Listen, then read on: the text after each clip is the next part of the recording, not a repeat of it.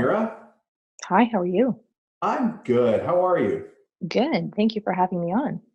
Well, you know what? You have helped me out in so many ways, so many times. I thought we should have, should I say the Queen herself on the show? Is it too over the top?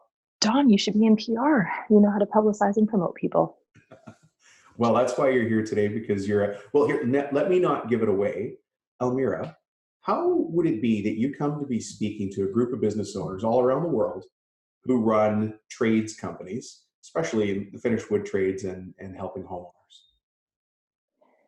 So I think homeowners, sorry, can you repeat that? I meant to say business owners. Blech. Yeah, your background. Tell us your background and how you come to be speaking to business owners.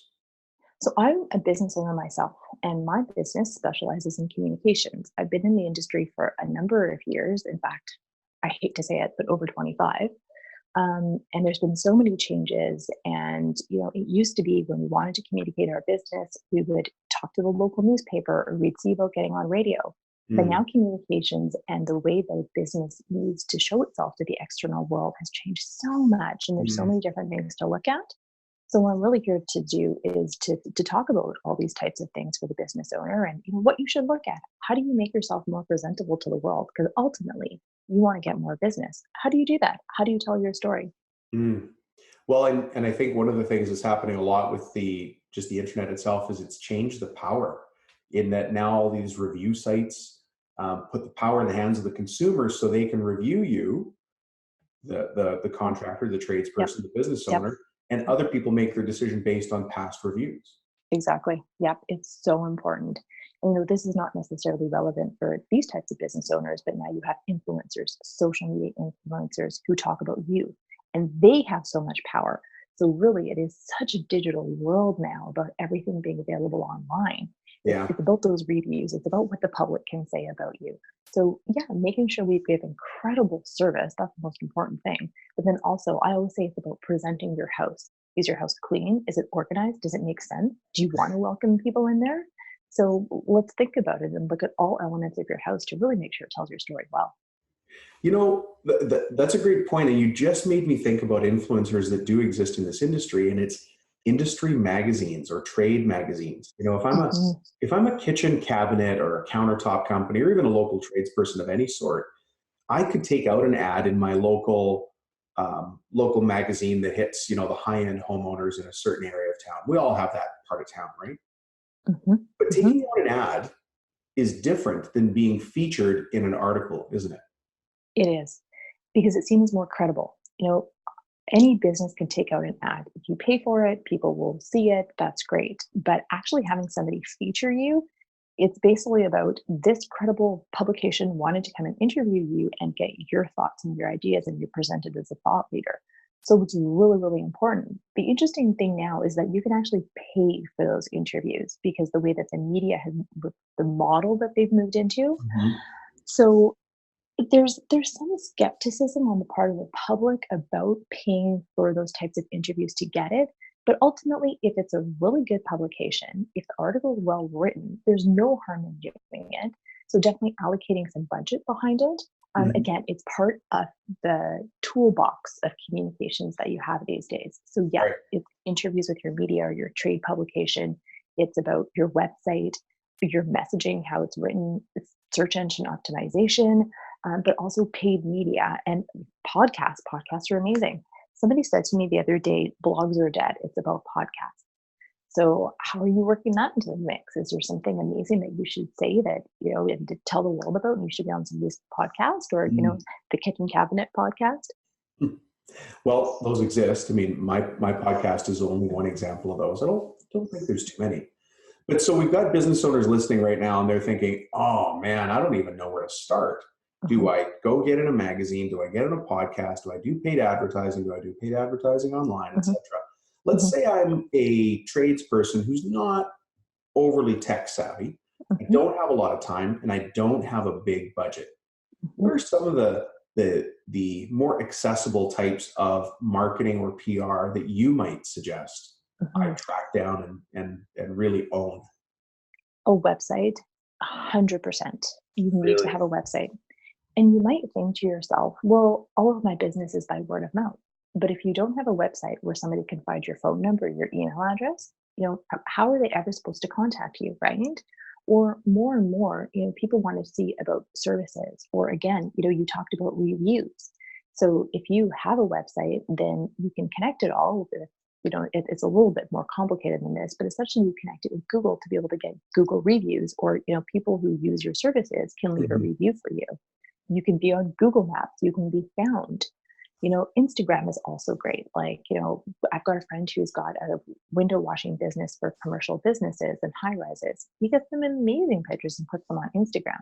Does it drive business? I'm not so sure, but he's part of the digital space and part of the digital conversation. Part of the whole Um, conversation, right? yeah, exactly. But you got to have your website, especially if you're going to have somebody who's doing a media interview. They're going to check out your website to find out more about you. Yeah. If somebody needs your telephone number, your address, they're going to check out your website. It's the most important thing. And it needs to be done well. There's tools like Squarespace where you can do your website for free. A lot of websites have been done in WordPress, which was, I guess, the best way to say it is that the predecessor to Squarespace. You can still do it. It's still great. Again, they're free things that you can do. And apparently Squarespace is really quick and easy to build your website in. It's not only is it quick and easy, and there's a number of tools like Squarespace out there, but Weebly and so many other ones. But what I found is that they are less susceptible to hacking Hmm. because those guys, they're massive companies. They've built it's called their back end, folks. Don't laugh, don't snicker. They've built their back end so that it's really secure. And Mhm. a regular business owner who's running another company just doesn't stay on top of their website that much. Yeah, Uh, exactly. there are people who build their entire presence on other websites like Houzz. Mhm. Houzz is spelled Houzz. For those of you out there who haven't heard of Houzz, I'd be surprised if you haven't. But there's people who build their entire website on Houzz and drive all of their traffic to Houzz. Now, there's Mhm. challenges with that, right? Is that you never own the site or the database. And if that goes down or the rules change, you lose everything. Mhm. But the Yep. benefit is you've got something and it's easy to build. Yeah. And one of the other elements that you should be looking at for your website, if you are that business that people are searching for online, you want to be found, or perhaps there's a lot of competition in this space, search engine optimization will help you because you can set up your keywords, you can get ranked, you can get to the number one spot on Google and other search engines. But going back to SEO, a lot of these technologies like WordPress and Squarespace, they have built-in SEO. Now you Mhm. have to keep a blog running because basically the way to improve your search engine optimization and to be found is by adding content to your website. Do not blog every day. Nobody cares. Nobody has that much time. But basically, some of the free tools that are out there, they will help you get SEO and help you get up there in those Google rankings. So it's awesome. You just have to spend, even 10, 15 minutes just trying to find a really great website technology that's free, gives you some tools, spend a day putting it together, make sure it looks great, make sure it's Well, well written, and you have a website. It's actually not that hard, but make it the first thing you do. yeah. I know one of the challenges, and I've had this challenge too in Almira. I know you've had a couple of companies of your own. That's how we know each other through a business group. Do you suggest that a business owner goes out, they're already running a cabinetry shop or a countertop shop or something? Should they also now go out and be a website expert? No, they shouldn't. I mean, you could be if you love technology. I've got some friends who just decided that they wanted to learn how to do websites for their business. They're consultants as well. Mhm. And they love technology and they love learning. But for somebody like me, who's definitely a Luddite, it does not make any sense whatsoever for me to learn how to do a website. Right. And I should be out there getting new business and servicing my clients because that's where my time is best spent. And that's also where my revenue is driven. But if you have the time, the space, the inclination, and you're pretty tech savvy, great, go do your website. It's another thing that you can do. But by the same token, if you're going to do it, make sure somebody reads it. Just because it sounds great to you does not mean it makes sense to the outer world. Right. And we as business owners just tend to get stuck inside our heads. So again, you may not be saying the most important thing. One of Dom's and my mutual friends, he runs an amazing accounting firm. And so when I was talking to him about, his SEO keywords, so, and what is it that you really specialize in? He said, oh, we specialize in cross-border tax. I'm like, great. So you've got that as an SEO keyword. And he goes, no, we don't. I'm like, hang on a second. So the most important thing that you specialize in, you actually haven't put it into the words you're trying to rank for search engine optimization, and Right. they want people to Google you for.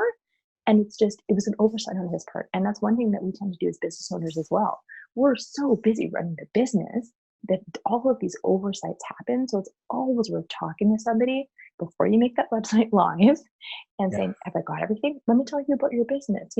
I always call it the A team and the B team, right? So you give your one story to the A team and get the B team to pick it apart, just to make sure we have our bases covered. Right.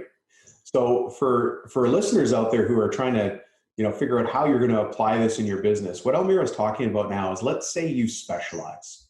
You specialize in building interiors for yachts, or maybe you do interiors for elevators or Murphy beds, whatever it is. Make sure that you are focusing on that in your website. And what happens is you start to look different than everybody else. And when somebody suddenly needs a Murphy bed, your website's going to pop up. And along with all the content there, you become the no-brainer choice to go with, even when your price is a little bit higher, which means you're getting higher margin deals and you're really the only game online. That's what Almira is talking about, is figure out what you're really good at and promote that, talk about that online. It could be wine cellars, could be anything. Whatever it is you like doing, talk about that online, and don't worry about it feeling self-serving. You're educating the public on what it is you do and how they can find an excellent provider who's got great stories to tell. That's such a great point. Thank you for really drilling it down. And clearly, I don't listen to my own advice because, again, I tend to get my head into my business and I just talk about stuff, but I need to remember, I need to explain it better. So, John, thank you for proving my point to your audience. Sure. I need my B team, right? So, we just did that right there. So, Yeah, there's so much to it. I mean, one of the things that I see business owners get frustrated with is they're trying to do it themselves. And in the early days of the internet, you could, but now there are so many specialties. I mean, there's people that just specialize in helping you build review site, positive review sites, or getting more Google reviews. And then there's other people that specialize just in fixing one little thing on your website, and they're busy. There are so many different aspects out there. So you need to find a good generalist to get yourself started. Don't be afraid to pay a few bucks, but don't think you're going to have to break the bank to do it. And just put something good out there, something that you're proud of, and keep it relevant. exactly. And make sure you've got good pictures. Again, adding to the quality and the look, because again, this boils down to your brand. What does your brand look like? What do you want your house to look like to the outside world? Nobody wants to see a house with a broken fence and broken windows. It's not inviting, and it doesn't say that you're professional. It Mm-hmm. doesn't even say that you're the most cost effective. It means that you don't care about your house and about your guests, right? Mm-hmm. So it really doesn't take a lot of investment. You can take amazing amazing photos on the iPhone XR. You don't have to spend a lot of money on all of these tools. You can do it easily with today's technology. Just make a great looking website, and you can find templates on WordPress and Squarespace. Yeah. It's very easy. Or have somebody do it for you. Do it We're for you. talking about local service providers in your area. Wherever you live, there's going to be freelance graphic designers, or going on to Upwork, all of these websites where you can get any kind of service around the world, and you just have to find these freelancers. There's a lot of really great ways to do it. Yeah. I think people also get scared about, oh my gosh, I need a logo, I need a landing page, I do these things. And again, the list in your head starts to get out of control, right? Yeah. Go online, find freelance graphic designers. I don't know if you live in Surrey, British Columbia, in Canada. Yeah. Freelance graphic designer Surrey. A big list will come up. Start there. Yeah. And you can find those. We've talked about those freelancers here on the podcast, folks. When you look at the online tools, podcasts or episodes, you'll see me talking about Fiverr and Upwork and so many things that we have at our disposal as business owners, that mean we don't have to hire a graphics person full time. We can hire them an hour at a time. So much easier than it used to be. Hey, I have a I question. think, Um, yeah, go ahead. Sorry to interrupt. No, I was just going to say that, writing also makes people nervous. They don't think they're good writers. But going back to Fiverr, there's really great writers that you can find for $5, copywriters. Yeah. Or, Fiverr back in the day was just about paying just the $5 to get a service, but you can actually pay for different levels of service with various people on there. So again, I guess it's Don't be overwhelmed. Everything that Dom and I are talking about here is actually really, really easy. There's a lot of resources and tools out there. Go onto Dom's website, see what's on there in terms of resources. Contact me through Dom. I'm happy to have a conversation. It's actually really, really easy, and don't be afraid of it. At the end of the day, you all start businesses and you run businesses. To most people, that's actually the most terrifying thing. So congratulations to you for doing it. Yeah, yeah. You got to take that first step. Yeah. When I talk to business owners, the concept, the idea of a website comes up, or updating the website. It's always this dream. And one of the challenges or the problems, right? One of the things, the roadblocks that people put up is we don't really have good pictures of the install after it's done, because after we install the X, Y, or Z, the family moves back in and we can't get good pictures. And so they let that be something that restricts them. It's an example of a self-limiting belief. They're not asking, how can I? They're just accepting the fact that they can't get pictures after the house is occupied and it looks nice. What would you say if I was your client and I couldn't get pictures of my actual install, but you knew that I also had the manufacturing facility and my own installer and a couple of other things? How would you help me get around that? Stage the photo. If you've got your own facility, stage it. But what I would also say is offer to have your customer's house cleaned. Send in a cleaning lady. People would be over the moon. And for what it would cost you for a cleaning lady, you could then get a photographer in there to take some great pictures. Right? So get creative. We're business owners. We got creative in starting these businesses. Or again, stage your photos. Do it yourself. Go into your location. You don't need to set up everything as it was perfectly done. You could set up an area and do it.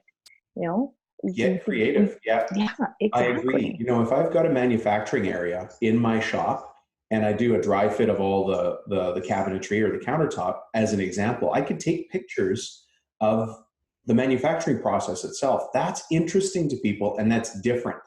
And that's going to show people, it's going to say, wow, this company's got their own manufacturing. This is the staff. This is who made my cabinet set, let's just say. My cabinetry. This is the team that made it. I'm going to get to know George and I'm going to get to know Fred and I'm going to get to know Judy a little bit better. You really become different than everybody else who's got name, rank, and serial number, almost stock photography. You can really stand out from the crowd by using your weakness as a strength. Exactly. One great example of how this is well done is there is a liquidation furniture store in Richmond in British Columbia, Canada. And what they do is that if you take a picture of yourself sitting on the furniture, then you get an extra 10% off. And people are, of course, willing to do that. But guess what they're doing? They're getting tons of social media coverage and efforts for free. I mean, Right. if you think about it now, people hire agencies for their social media and just to take it over, even just a freelancer to do it. This furniture company doesn't have to do any of that. They run their Facebook page and their Instagram, sure, it's not very well done by them, but they're getting thousands of people who are posting on social media. They've probably marked up the price anyway, so they're really not getting much of a discount. Yeah. But this way, they're getting other people's photos and it gives personality to it because you're all of a sudden seeing these people who buy the furniture. And if you take a picture with one of their dogs, I think you get 15% off. So again, they're being really, really creative and they're using the power of social media. And again, their social media is not great. Their website is not great, but they're letting somebody else do the work. Right. Creativity. There are so many ways to take that creativity and build a series of pictures for your website. It does not have to be on site. As a matter of fact, I've got a client who's in the prairie region. So that's, the middle of the continent, and they're in the United States. And one of their challenges is they build things that then get sent away to get installed. And they're far away. It's 2 hours away, 3 hours away. They can't get there. So they can't get there to take the picture. And sometimes they contract out the installation. So they're a supply only. They build it themselves and then they send it off and it gets installed. So they can't get the pictures, and they were allowing that to hold themselves up. So we had a coaching meeting about this because they need to update their website. It's really outdated. They're not happy with it, and they kind of don't want to send people there because of that. So we talked about this. We said, well, what's the town that people are sending, that you're sending the furniture, the cabinetry to? And so we talked about the towns. I won't share it here. And I said, well, how can you get pictures taken in a town that you don't know anybody in? And they went, I don't know. but I didn't accept that. We kept working it and working it and working it. And then I just reached over to my computer and I went to Facebook and I said, photographer in such and such town, Nebraska. And guess what? A whole bunch of photographers came up and they're advertising on Facebook, right? So we sent out a couple of messengers out on, so this is a Instagram, Facebook Messenger messages, and they got responses back before we were done our coaching meeting. Mm-hmm. So these are people who are local photographers who we can now set up to go take a picture of these retail stores where they were doing fixtures for, and they can get the pictures where before they couldn't get the pictures.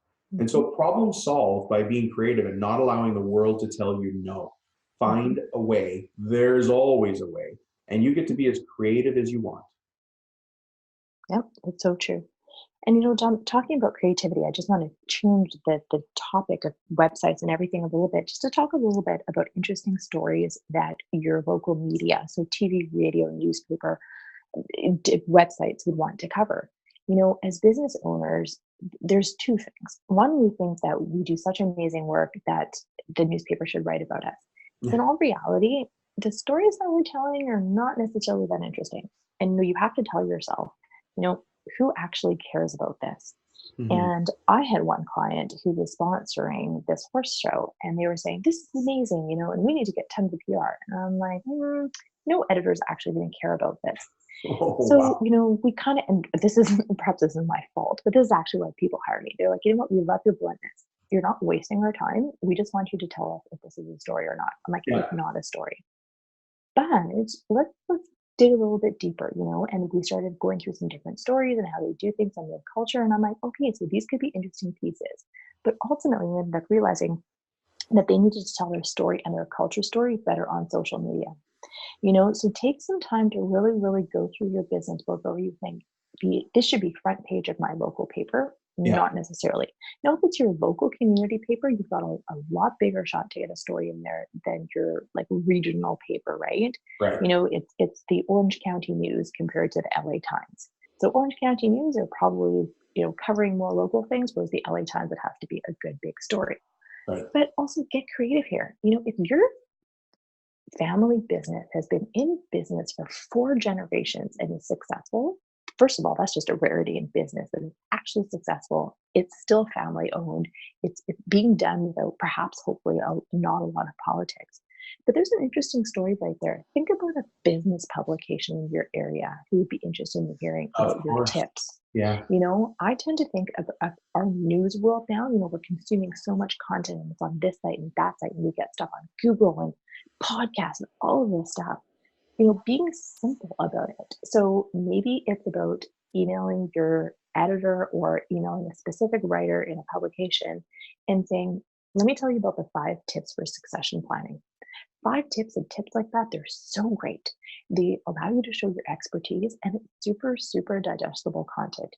Can you imagine if you owned a healthcare company and you're trying to talk about complicated medications for gut bacteria? That's such a trend I'm hearing about in the States, is about where they're trying to get medicine for your gut bacteria, so it's actually specific to you. Yeah. Can you imagine trying to tell the reporter about this and get an interview and all that stuff? You have to tell the human side. Yeah. Why don't you just talk about your 5 tips and a couple of stories? So much easier. Again, get out of your business. Think your head out of your business, think differently, think creatively, and use 5 tips. Tell a super easy story. That's the way to be able to try and get your story out there. Even things about if you're a woman in business and really it is a fully male-dominated industry, well, why are you as the women business owner not speaking to various trade associations or trying to find other women in that industry and perhaps doing mentoring sessions? Or having an event for these women in your community. That would be newsworthy to your local newspaper, right? Again, start somewhere and grow, just like how we started and grew our businesses.